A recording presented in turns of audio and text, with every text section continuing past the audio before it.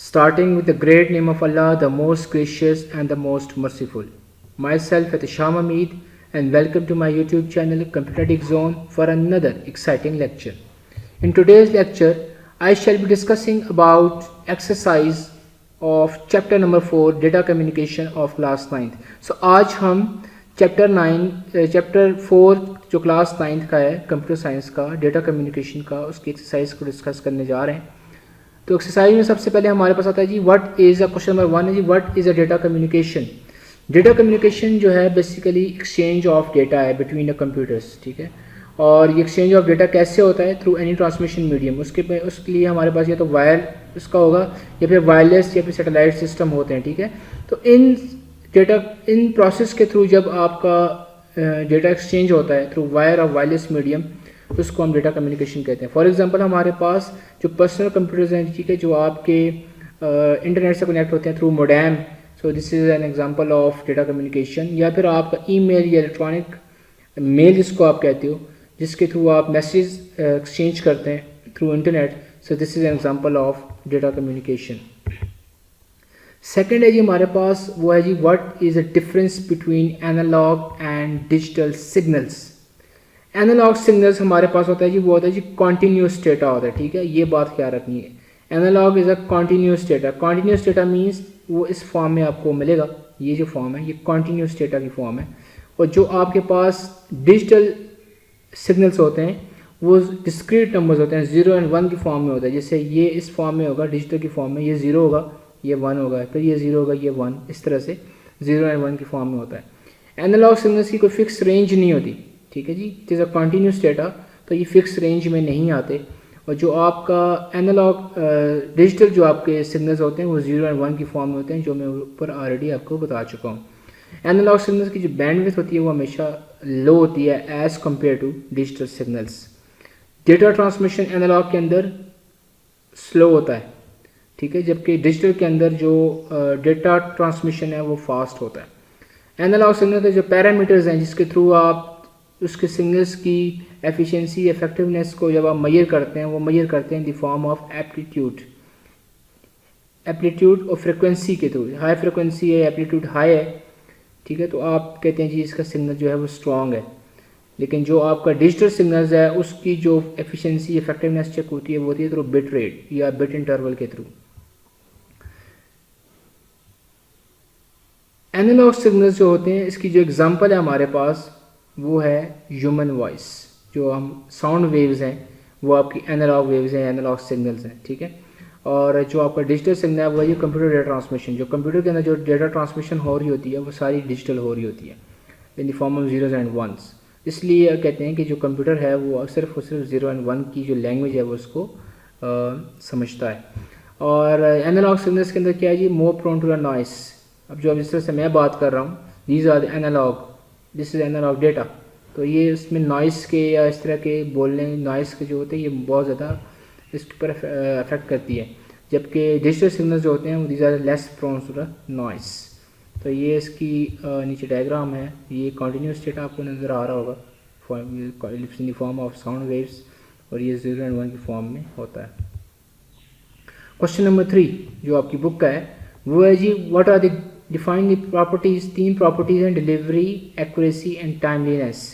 इन 3 properties को आप explain करेंगे, इनकी प्रॉपर्टीज़ को एक्सप्लेन करेंगे. डिलीवरी क्या होती है? डिलीवरी का मतलब ये है कि जो आपका डेटा है वो करेक्ट डेस्टिनेशन पे जाना चाहिए. फॉर एग्जांपल दो बंदे हैं, पर्सन ए और पर्सन बी. पर्सन ए अगर कोई मैसेज सेंड कर रहा है तो वो सिर्फ और सिर्फ पर्सन बी की तरफ मैसेज कर रहा है सेंड, तो पर्सन बी को ही मैसेज जाना चाहिए. ठीक है, और ऐसे नहीं है कि वो किसी और की तरफ चला जाए मैसेज. तो डिलीवरी का मतलब ये होता है कि जो पॉइंट है, डेस्टिनेशन है, जो सोर्स और डेस्टिनेशन के दरमियान जो कम्युनिकेशन है वो प्रॉपर होनी चाहिए. जो मैसेज है वो रिक्वायर्ड डेस्टिनेशन की तरफ ही जाना चाहिए, इसके अलावा कहीं और मैसेज ना जाए. एक्यूरेसी का मतलब क्या होता है? एक्यूरेसी का मतलब ये होता है कि जो कम्युनिकेशन सिस्टम है वो डेटा को प्रॉपर एक्यूरेट डेटा सेंड करे. जिस तरह से डेटा सेंड हुआ है सेम उसी तरह का डेटा आपको मिलना चाहिए. फॉर एग्जांपल 2 बंदे हैं, पर्सन ए और पर्सन बी. पर्सन ए ने कोई मैसेज सेंड किया हेलो, और मैसेज सेंड हुआ पर्सन बी की तरफ, तो पर्सन बी को हेलो ही मैसेज मिलना चाहिए। जो कुछ सेंडर ने सेंड किया है रिसीवर को वही मैसेज रिसीव होना चाहिए। ठीक है, इसके दरमियान किसी किस्म की जो है वो किसी किस्म की चेंजेस नहीं होनी चाहिए इसके अंदर। ठीक है जी, तो जो डेटा है वो प्रॉपर जिस तरह से भेजा गया है उसी तरह का एक्यूरेट डेटा वहाँ पे जाना चाहिए। अगर कोई इन केस एरर आता है डेटा के अंदर या कुछ तरह की एरर आ जाता है तो एरर को जो है वो पता हो, वो एरर वो डिस्प्ले हो और फिर डेटा है वो रिट्रांसमिट हो। टाइमलीनेस जो है इम्पॉर्टेंट कम्युनिकेशन सिस्टम की एक प्रॉपर्टी है। इसका मतलब ये है कि डेटा जो है वो टाइमली मैनर यानी इन टाइम जो है डेटा वो सेंड होना चाहिए। फॉर एग्जांपल अगर आप किसी को मैसेज कर रहे हैं और आपका मैसेज जो है वो 3 दिनों बाद पहुंच रहा है तो वो message is of no use. तो आपको जो मैसेज है वो टाइम पे पहुंचना चाहिए। ठीक है, क्योंकि जब आपका मैसेज टाइम जो है वो लेट पे पहुंचेगा, टाइम पे नहीं पहुंचेगा तो वो मैसेज का कोई पर्पज़ नहीं है, तो वो फिर डेटा यूजलेस हो जाएगा। रियल टाइम कम्युनिकेशन के अंदर, ट्रांसमिशन के अंदर स्पेशली जहाँ पे आपकी ऑडियोज और वीडियोज चल रही होती हैं, वहाँ पे इसका मतलब ये है कि जो टाइम डिलीवरी डेटा जो डिलीवर हो रहा है वो सेम ऑर्डर पे प्रोड्यूस होना चाहिए, ना कि डिलेज हो रहे हो। ठीक है, इस वजह से जो आपको वीडियोज़ होती हैं वो सिंक्रोनाइज हो रही होती हैं, प्रॉपर फ्लो में चल रही होती है, ऑडियो प्रॉपर फ्लो में चल रही होती है। ठीक है, इसमें गैप्स नहीं होते किसी किस्म के। तो टाइमलीनेस का मतलब ये है कि डेटा जो है must be delivered on time. Question number 4, difference between guided and unguided media. Unguided media जो होता है जी वो ये होता है आपका जो वो कम्युनिकेशन डिवाइस जो कि एयर या स्पेस के थ्रू आपके ब्रॉडकास्ट करते हैं आपके डेटा को। ठीक है, उसको हम कहते हैं अनगाइडेड मीडिया।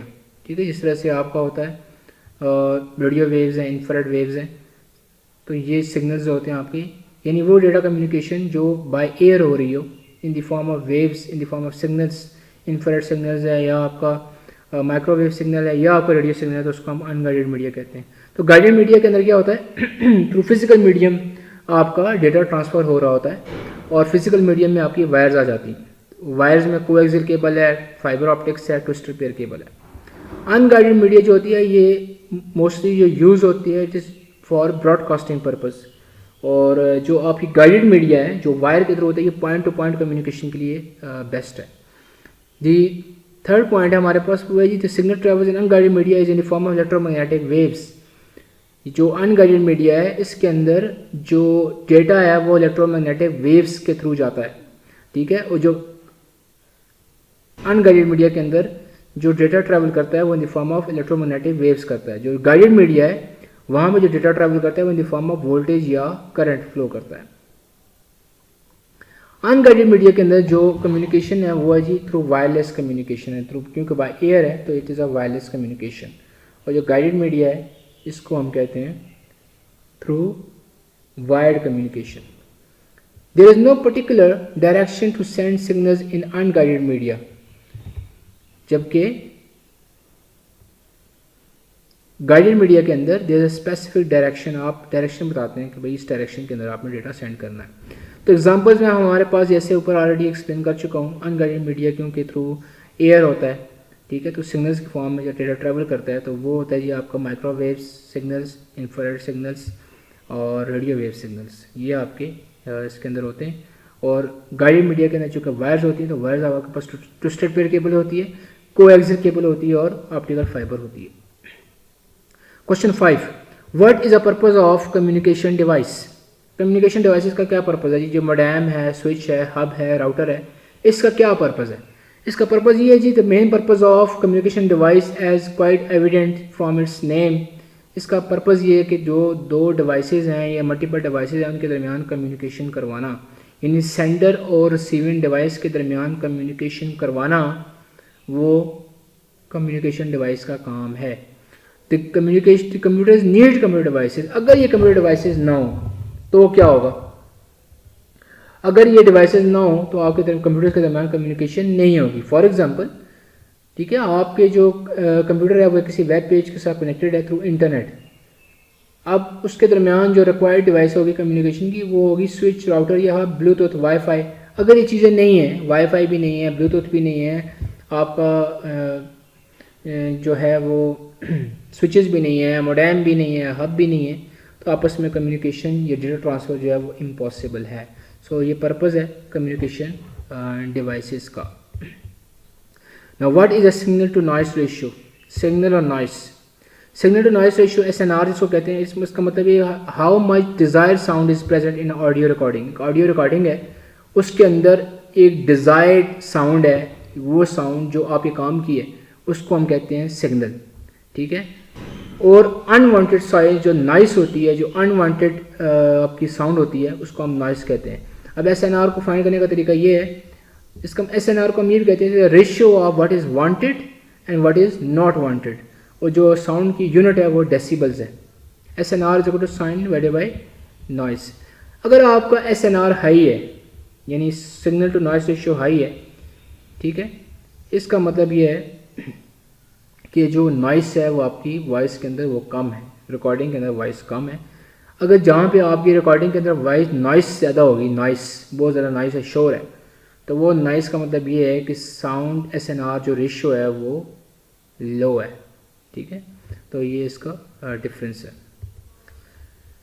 क्वेश्चन नंबर 7 है जी आपका, हुआ जी how data rate and baud rate can be link through formula. यानी बॉड रेट और लिंक रेट को, डेटा रेट को, बॉड रेट को का फार्मूला बताएं।